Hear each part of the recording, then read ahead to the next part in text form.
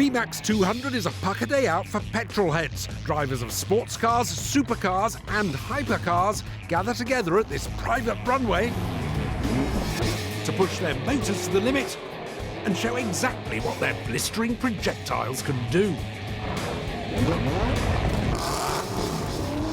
This place is bristling with exciting supercars. Aston Martins, McLarens, Ferraris, Lamborghinis. Perfect subjects on which to test 3 exciting full-frame mirrorless cameras. And I want to get as close as possible to these beauties. My God, a Toyota Supra. Ooh, those X5s.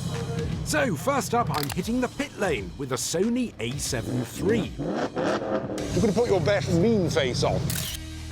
Very good. To take some portrait shots of the cars and their owners while they're waiting to head out onto the track.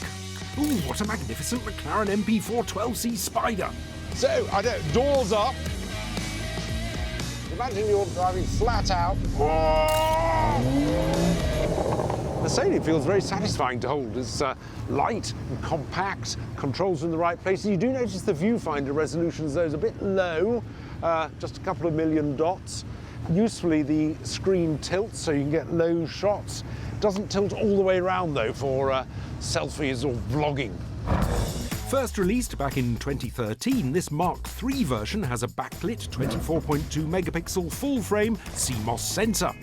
Looks like you're enjoying the day. And shoots 4K HDR video. Now you can see the average McLaren owner here is a much more scientific sort of chap. Oh, thank you. It's got face and eye tracking technology, which seems to work quickly while shooting. Let me take a picture of you in front of your lovely car. Feeling the throbbing V8 through your whatever regions. It has 2 memory card slots for backup and extra capacity.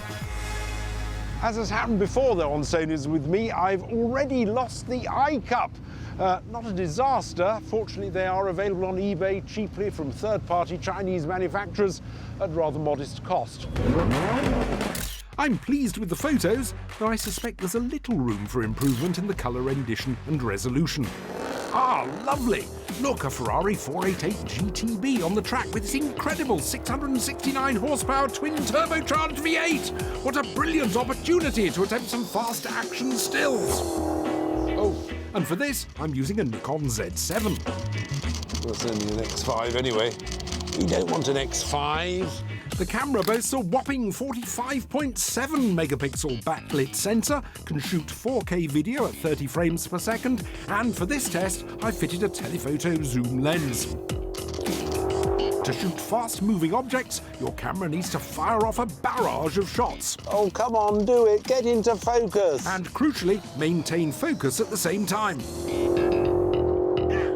The focus tracking, which is brilliant on Nikon's conventional DSLRs, is a bit more obscure on this. You have to get a subject into the right part of the frame and then press the OK button on the back, which isn't necessarily that intuitive when you've got the camera up to your eye.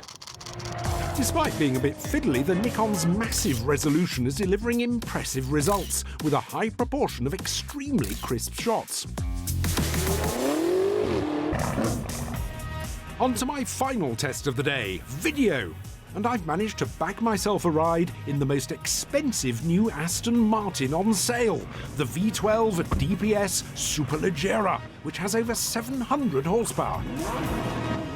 Right, well, I'm now in the Aston with Craig, who organises the event, and we're going to take a spin down the track, which will be good, and we'll see how stable the video is.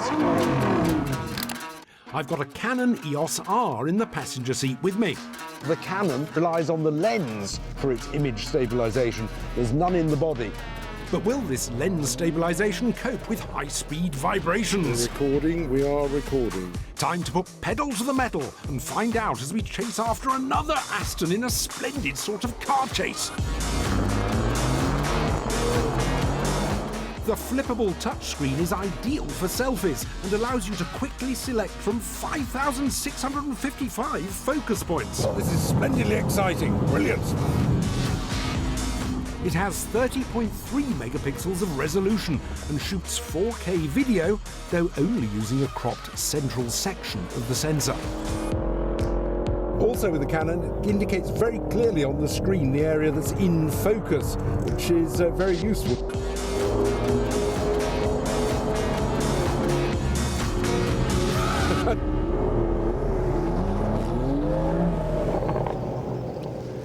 The Canon gave you confidence that it was in focus a lot of the time, but the image stabilization isn't anything like as good, I don't think, as in-body stabilization. So, after a fabulous day spent with some of the most exquisite machines ever built, it's time for me to race back to the studio. So, John, which you think was best? Oh, I think that Aston Superleggera. I mean, it's an epic Grand Tourer. Brilliant. Oh, John, which camera? Ah, the cameras. Well, that's interesting because I think both Nikon and Canon have really taken their traditional expertise and brought it into this market, and there's actually very little to choose between the three. Personally, I prefer the Nikon Z7. I know it's the most expensive of an expensive group, but it's the one I'd like most. OK, thank you, John, but please now you can stand down.